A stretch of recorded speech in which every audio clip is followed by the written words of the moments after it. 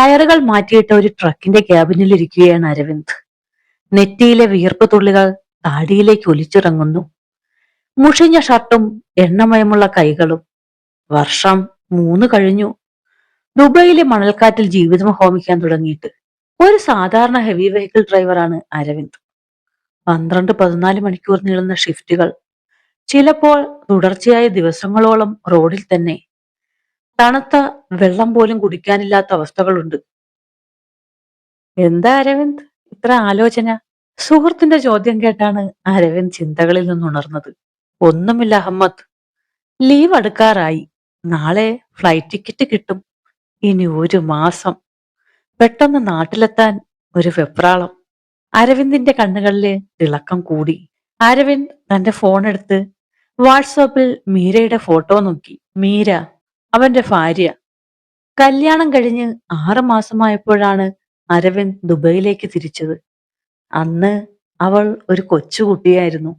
ഒരു നല്ല ജീവിതം, സ്വന്തമായ ഒരു വീട്, നാളത്തെ സുരക്ഷ, അതായിരുന്നു അവന്റെ സ്വപ്നം. ഈ മരുഭൂമിയിൽ അവനൊഴുക്കിയ ഓരോ തുള്ളി വിയർപ്പും, രാവും പകലും ഉറക്കമൊഴിഞ്ഞതും, തണുത്തുപോയ റൊട്ടിക്കഷ്ണം വിശപ്പോടെ കഴിച്ചതും അവൾക്ക് വേണ്ടിയായിരുന്നു.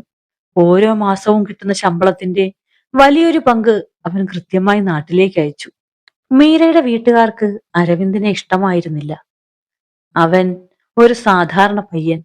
വലിയ വിദ്യാഭ്യാസമില്ല, സ്ഥിരമായ വരുമാനമില്ല. അവൾക്ക് നല്ലൊരു ജീവിതം കൊടുക്കാൻ അവന് കഴിയില്ല എന്നതായിരുന്നു അവരുടെ വാദം. എനിക്കറിയാം മീര, നല്ലൊരു വീടോ ബാങ്ക് ബാലൻസോ എനിക്കില്ല. പക്ഷേ എന്റെ ജീവൻ തന്ന് ഞാൻ നിന്നെ നോക്കും. ഈ സ്നേഹം മാത്രം മതി നമുക്ക് ജീവിക്കാൻ. അരവിന്ദ് മീരയുടെ കൈകളിൽ മുറുകെ പിടിച്ചു. എനിക്കും വേറെ ഒന്നും വേണ്ട അരവിന്ദേട്ടാ. നമ്മൾ ഒന്നിച്ചിരിക്കണം, അത്രമാത്രം. വീട്ടുകാരുടെ എതിർപ്പിനെ അവഗണിച്ച് അവർ താലികെട്ടി. ഒരു കൊച്ചു കൂരയിൽ ജീവിതം തുടങ്ങി. 1 വർഷം ആ സ്നേഹത്തിൽ അവർ മുഴുകി ജീവിച്ചു. ഒരു ദിവസം വൈകുന്നേരം വിദേശത്തേക്കുള്ള വിസയും ടിക്കറ്റുമായാണ് അരവിന്ദ് വീട്ടിലെത്തിയത്. മീര, നമ്മുടെ സ്വപ്നങ്ങൾ സത്യമാകാൻ പോകുന്നു. അടുത്ത ലീവിന് വരുമ്പോൾ ഒരു നല്ല വീടിന് തറക്കല്ലിടണം. അരവിന്ദ് അവളെ ചേർത്ത് പിടിച്ചു. മീരയുടെ കണ്ണുകൾ നിറഞ്ഞു. നിങ്ങളില്ലാതെ ഞാൻ എങ്ങനെ ഇവിടെ ഒറ്റയ്ക്ക്? വേണ്ട അരവിന്ദേട്ടാ, കുറഞ്ഞ കാശാണെങ്കിലും നമുക്കിവിടെ ജീവിക്കാം. ഞാൻ നിന്നോട് ചെയ്ത വാക്ക് പാലിക്കണം മീര. ഇത് നമുക്ക് മാറി പുതിയ വീട് പണിയണ്ടേ? അങ്ങനെ ഒരുപാട് സ്വപ്നങ്ങളും പ്രതീക്ഷകളുമായി അരവിന്ദ് ദുബായ് എന്ന മഹാനഗരത്തിൽ വന്നെത്തി. വിരഹത്തിന്റെയും വിയർപ്പിന്റെയും 3 വർഷങ്ങൾ. അരവിന്ദിന്റെ ജീവിതം ദുബായിലെ റോഡുകളിലായി. ട്രക്കിന്റെ ക്യാബിൻ അവന്റെ കിടപ്പറയും അടുക്കളയുമായി. രാത്രി 2 മണിക്ക് എണ്ണീറ്റ് ലോഡ് കയറ്റി 12 മണിക്കൂർ ഡ്രൈവ്. 50 ഡിഗ്രി സെൽഷ്യസ് ചൂട്. അവന്റെ ലക്ഷ്യം ഒന്ന് മാത്രം, മീര. ദിവസവും അവർ വീഡിയോ കോൾ ചെയ്യും. അരവിന്ദേട്ടാ, സൂക്ഷിക്കണേ, ടൈമിന് ആഹാരം കഴിക്കണേ, മീര സ്നേഹത്തോടെ പറയും. നീ പേടിക്കേണ്ട മീര, ഞാൻ നിനക്ക് വേണ്ടി കൂടി കഷ്ടപ്പെടുകയാണ്. ഞാൻ അയക്കുന്ന കാശ് നീ സേഫായി വെക്കണം. ഞാൻ തിരിച്ചു വരും. നമ്മൾ ഒരുമിച്ച് ജീവിക്കും, അരവിന്ദ് ആവേശത്തോടെ പറഞ്ഞു. പക്ഷേ കാലം പോകെ മാറ്റങ്ങൾ വന്നു തുടങ്ങി. അരവിന്ദ് ദുബൈയിലെ റോഡിലൂടെ ട്രക്ക് ഓടിക്കുകയാണ്. രാത്രിയുടെ ഏകാന്തതയിൽ മരുഭൂമിയിലെ തണുപ്പും ട്രക്കിന്റെ എഞ്ചിൻ ശബ്ദവും മാത്രം അവന് കൂട്ടായി. ഡാഷ്ബോർഡിൽ മീരയുടെ ചെറിയൊരു ഫോട്ടോ അവൻ ഒട്ടിച്ചു വെച്ചിട്ടുണ്ട്. ഇതൊന്ന് തീർന്നിട്ട് വേണം നാളത്തെ കോൾ ടൈമിൽ അവളെ ഒന്ന് വിളിക്കാൻ. ഇവിടെ ഓരോ കിലോമീറ്റർ ഓടുമ്പോഴും നാട്ടിലെ നമ്മുടെ വീടിനോട് ഞാൻ അടുക്കുകയാണെന്ന് തോന്നും മീര. മീരയുടെ ഫോട്ടോ നോക്കി അവൻ പറഞ്ഞുകൊണ്ടേയിരുന്നു. അവൻ ഫോൺ എടുത്ത് മീരയ്ക്കൊരു മെസ്സേജ് അയച്ചു. മീര, ഞാൻ നിന്റെ അക്കൗണ്ടിലേക്ക് ഈ മാസത്തെ ക്യാഷും ബോണസും ഇട്ടിട്ടുണ്ട്. അല്പസമയത്തിനകം മീരയുടെ മറുപടി വന്നു. കിട്ടിയേട്ടാ. പിന്നെ ഞാനൊരു കാര്യം ചോദിക്കട്ടെ? ഞാനും ചുമ്മാ വീട്ടിലിരിക്കുകയല്ലേ ഇവിടെ. എനിക്കിവിടെ അടുത്തുള്ള ടൗണിൽ പോയി ഒരു ബ്യൂട്ടീഷ്യൻ കോഴ്സ് പഠിച്ചാലോ എന്നൊരു ആലോചനയുണ്ട്. കുറച്ച് ചെലവ് വരും, പക്ഷെ അത് നമുക്ക് പിന്നീട് ഉപകാരമാകും. നീ എന്ത് വേണമെങ്കിലും പോയി പഠിച്ചോ. നിനക്ക് സന്തോഷമുള്ള കാര്യമല്ലേ അത്? കോഴ്സ് ഫീസ് ഞാനിപ്പോ അയച്ചതിൽ നിന്ന് എടുക്കണ്ട. ഞാൻ അടുത്ത മാസം നിനക്ക് കുറച്ചുകൂടി കൂടുതൽ പൈസ അയക്കാം. നീ പേടിക്കണ്ട. നീ നിനക്ക് ഇഷ്ടമുള്ളത് പഠിച്ചോ. എന്റെ മീര മിടുക്കിയല്ലേ. അരവിന്ദ് ഇല്ലാതെ വീട്ടിൽ തന്നെ ഇരുന്ന മീരയ്ക്ക് ഈ കോഴ്സ് ഒരു സ്വാതന്ത്ര്യത്തിന്റെ പുതിയ മാറ്റമായിരുന്നു. അറ്റുപോയ സൗഹൃദങ്ങൾക്ക് അകലം കുറഞ്ഞു. മീരയ്ക്ക് പുതിയ സുഹൃത്തുക്കൾ ഉണ്ടായി. അവളുടെ സംസാരത്തിലും പെരുമാറ്റത്തിലും വസ്ത്രധാരണത്തിലും വരെ മാറ്റങ്ങൾ വന്നു തുടങ്ങി. ആദ്യം മീരയുടെ കോളുകൾ കുറഞ്ഞു. പിന്നെ വീഡിയോ കോളുകൾ എടുക്കാതെയായി. മീര, നീ എന്താ വീഡിയോ കോൾ എടുക്കാത്തത്? നിന്റെ മുഖമൊന്ന് കാണാൻ എനിക്ക് എന്തൊരാഗ്രഹമാണെന്നോ. ഫോണിന് എന്തോ പ്രശ്നമുണ്ടേട്ടാ, ക്യാമറ വർക്ക് ചെയ്യുന്നില്ല. അരവിന്ദ് അത് വിശ്വസിച്ചു. അവൻ കാശ് കൊടുത്ത് ഒരു പുതിയ ഫോൺ മീരയ്ക്ക് വാങ്ങി അയച്ചു. എന്നിട്ടും വീഡിയോ കോളുകൾ അറ്റൻഡ് ചെയ്യുന്നത് നിന്നു. ഞാൻ നിനക്ക് പുതിയ ഫോൺ അയച്ചല്ലോ മീര, ഇപ്പോഴും എന്താ വീഡിയോ കോൾ എടുക്കാത്തത്? ഞാൻ തിരക്കിലായേട്ടാ. മീര അത് പറഞ്ഞപ്പോൾ അവന്റെ നീരസമെല്ലാം മാഞ്ഞുപോയി. പതിവായി അരവിന്ദ് വിളിക്കുമ്പോൾ സംസാരത്തിന് ദൈർഘ്യം കുറഞ്ഞു വന്നു. മീര, നിനക്കിന്ന് ക്ലാസ് ഉണ്ടായിരുന്നോ? ഉണ്ടായിരുന്നു ഏട്ടാ, ഞാനിപ്പോൾ കൂട്ടുകാരുടെ കൂടെയാണ്. ഞാൻ പിന്നെ വിളിക്കാം. അവൾ പെട്ടെന്ന് ഫോൺ കട്ട് ചെയ്തു. അരവിന്ദ് മൊബൈലിലേക്ക് നോക്കി നിന്നു. കൂട്ടുകാർ? ഇത്രയും പെട്ടെന്ന് ഇത്ര കൂട്ടുകാർ? പിന്നീടുള്ള ദിവസങ്ങളിൽ അരവിന്ദ് വിളിക്കുമ്പോൾ അവൾ തിരക്കിലായിരിക്കും. അല്ലെങ്കിൽ രാത്രി വൈകി മാത്രം തിരിച്ചു വിളിക്കും. ഒരു ദിവസം അരവിന്ദ് ഡെലിവറി കഴിഞ്ഞ് ക്ഷീണിതനായി ലേബർ ക്യാമ്പിലെത്തി. ഉടൻ തന്നെ വീഡിയോ കോൾ ചെയ്തു. ഹലോ ഏട്ടാ, എന്തിനാ ഇപ്പോ വീഡിയോ കോൾ ചെയ്യുന്നത്? ഞാൻ ഇവിടെ ക്ലാസ്സിലെ ഫ്രണ്ട്സിന്റെ കൂടെ ഒന്ന് കറങ്ങാൻ പോയതാണ്. ക്ലാസ് കഴിഞ്ഞിട്ട് ഇത്ര നേരം ഫ്രണ്ട്സിന്റെ കൂടെയോ? അതെന്താ മീര നീ ഇപ്പോൾ ഇങ്ങനെ കാണിക്കുന്നത്? നിന്റെ കൂടെ ആരൊക്കെയാ ഉള്ളത്? ആരുമില്ല ഏട്ടാ, ക്ലാസ് കഴിഞ്ഞപ്പോൾ ഞങ്ങളൊന്ന് കറങ്ങാൻ പോയതാണ്. എന്താ, ഏട്ടൻ എന്നെ സംശയമാണോ? മീര, എന്റെ മുഖം നീ കണ്ടോ? ഈ ചൂടിൽ ഞാൻ ഉറക്കമൊഴിയുന്നത് നിനക്ക് വേണ്ടി കൂടിയാണ്. നിന്റെ സന്തോഷത്തിന് വേണ്ടിയാണ്. നീ എന്തിനാ എന്നെ ഒളിപ്പിക്കുന്നത്? ആ ചോദ്യം ചെയ്യൽ മീരയ്ക്ക് ഇഷ്ടപ്പെട്ടില്ല. എനിക്ക് ഈ ചോദ്യം ചെയ്യുന്നത് ഇഷ്ടമല്ലേട്ടാ. ഞാൻ എന്റെ കാര്യങ്ങൾ നോക്കിക്കോളാം. ഇങ്ങനെയുള്ള ചോദ്യങ്ങൾ ചോദിക്കുവാനാണെങ്കിൽ ഏട്ടൻ എന്നെ വിളിക്കണമെന്നില്ല. അതും പറഞ്ഞ് മീര ഫോൺ കട്ട് ചെയ്തു. അരവിന്ദ് മൊബൈലിലേക്ക് നോക്കിയിരുന്നു. അവന്റെ മുഖം വിയർപ്പിലും കണ്ണീരിലും കുതിർന്നു. ബ്യൂട്ടീഷ്യൻ കോഴ്സ്, കൂട്ടുകാർ, തിരക്ക്, ഈ വാക്കുകൾ അവനെ വല്ലാതെ അലട്ടി. അടുത്ത 3 മാസങ്ങൾ അരവിന്ദിന്റെ കോൾ എടുക്കാത്ത ദിവസങ്ങൾ കൂടി.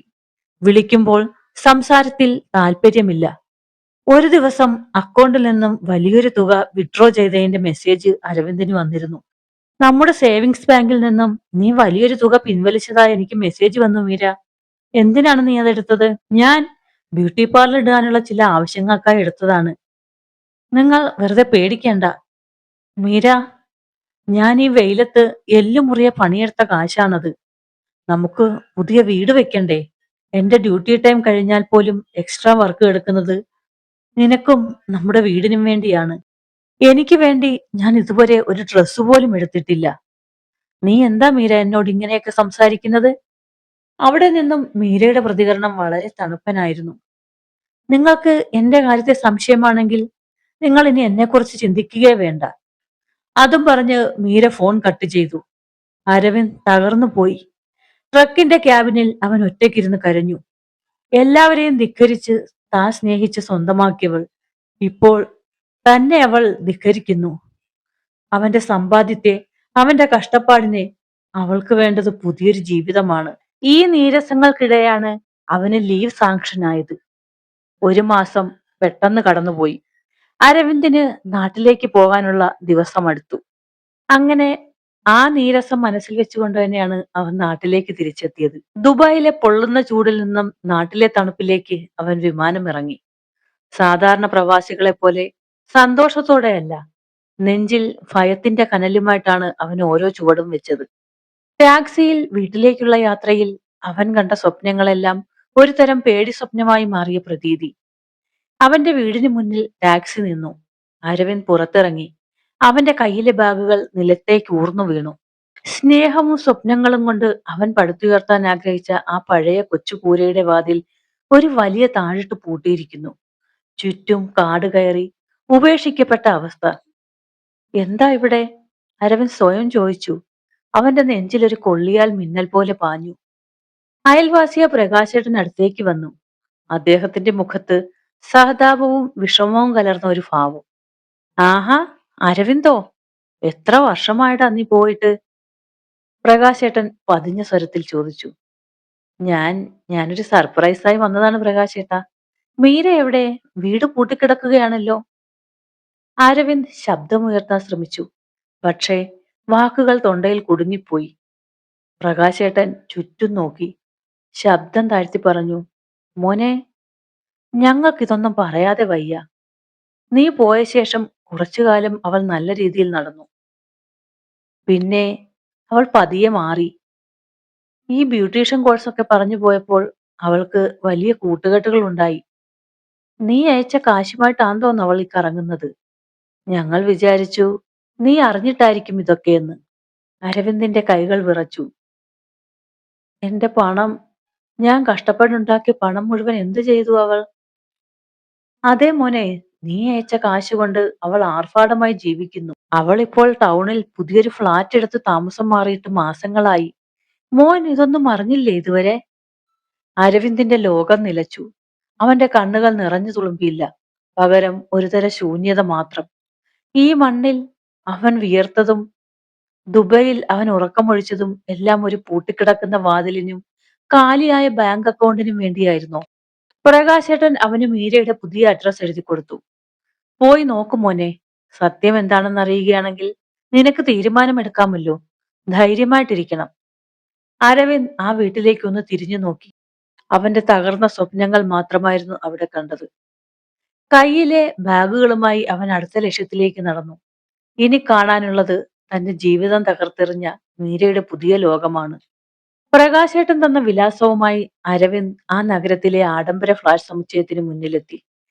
തലയുയർത്തി നിൽക്കുന്ന ആ കെട്ടിടത്തിന്റെ ഓരോ നിലയും താൻ മരുഭൂമിയിൽ ഒഴുക്കിയ വിയർപ്പിന്റെ ഫലമാണെന്ന് അവന് തോന്നി.